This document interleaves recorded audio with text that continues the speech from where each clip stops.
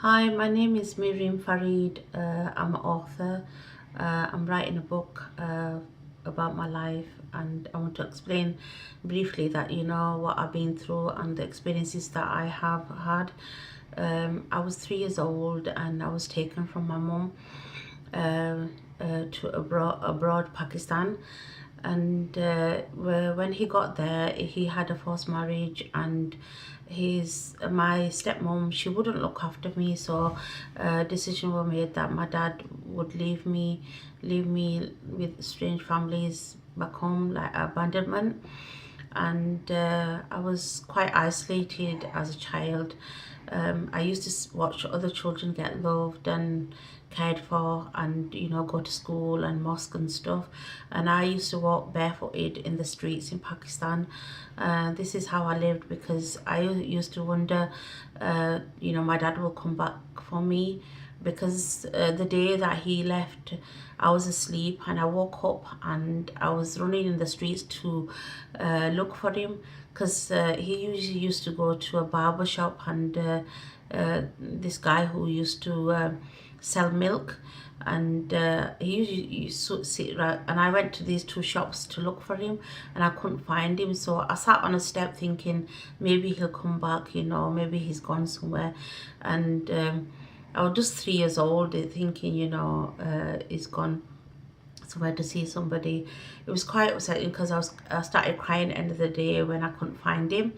So I went back to a relative's home, and then still like looking at other children hugging their mums and dads, in that same house. So I was quite, thinking, where's my daddy gone? And then this is how I lived. And then during the day when kids would go to school, I would go to a railway track and play there barefooted. And then years went by, and then I was 9 years old, and this relative of my stepmom, it was my stepmom's brother, who brought me back to UK, and he had cancer, and so he was doing his duty bringing me back. And then when I got to England, to this new house, and I was thinking that I was getting passed on, because in Pakistan I got passed on from family to family.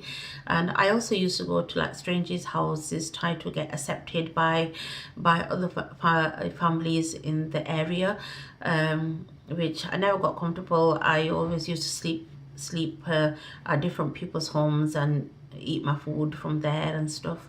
And I used to walk in barefooted, so I wasn't really bothered about my shoes or anything like that.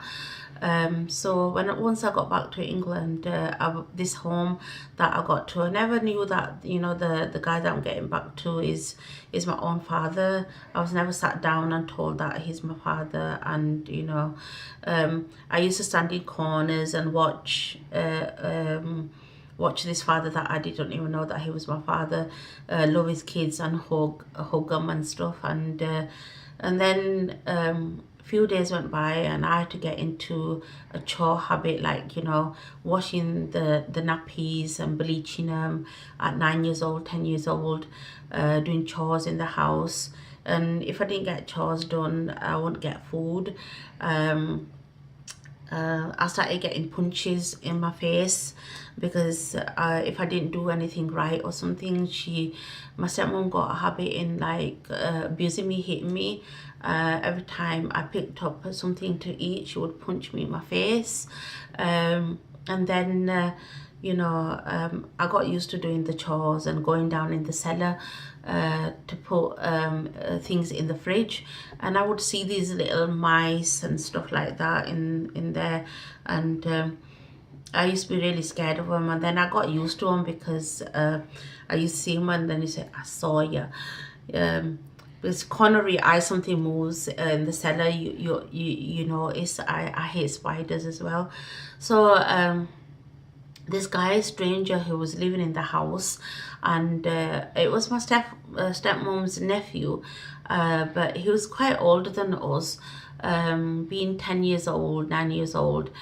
He would buy us sweets, and we thought it was my stepsister and me, but he used to buy us some sweets, and like kind of like say we gonna play a game and this and that, and but at that time we didn't know that, you know, that the game that he wants us to play is not allowed or anything like that. So we kind of like got used to playing games and stuff like that, and then he started touching me and stuff like that, and then turn up in my school at lunchtime. He used to turn up and tell my friend at school that he's my boyfriend, but he wasn't my boyfriend. He was just abusing me at that age, and then giving me sweets. He goes, don't tell at home that that he comes to school and buys the sweets and stuff like that, and biscuits, and then I would go home and not tell.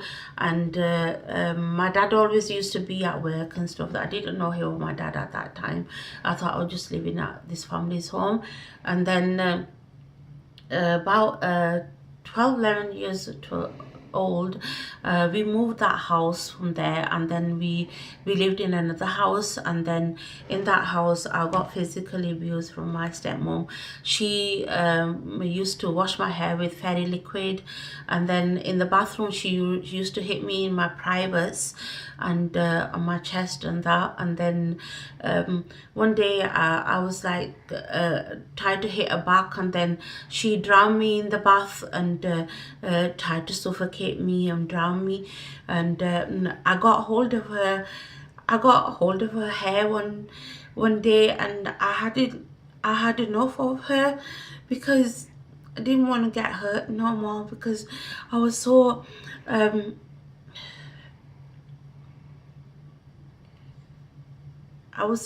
scared of her, and I didn't know who to tell and what to do. So I used to not like having a bath, and I used to stay in the attic room and stay away from her. And then she would shout me and say, come down and do this and do that for the house and everything. And then if I didn't do it right or do the chapatis round or anything, and she used to hit me with the rolling pin on my hand, and then this hand here got broken, and she didn't even take me to the hospital, and nobody asked me about it. And then I got like marks here. She burnt me here, and I got a cut there, and I got burns on my back as well, because she used the chapati pan. It was hot, and she used that to hurt me on my body. And one day when I was 14, and then the guy that she actually abused me, they told me that I had to marry his brother and go and live with a pedophile at their house. I didn't want to go to their house to stay there, because he already abused me, and I was scared that he's going to touch me. So I had to go and live at the abuser's house, because I married his brother. And then at 15 years old, and then he would touch me when my husband was at work and stuff. And then I came back and I said I don't want to live there no more.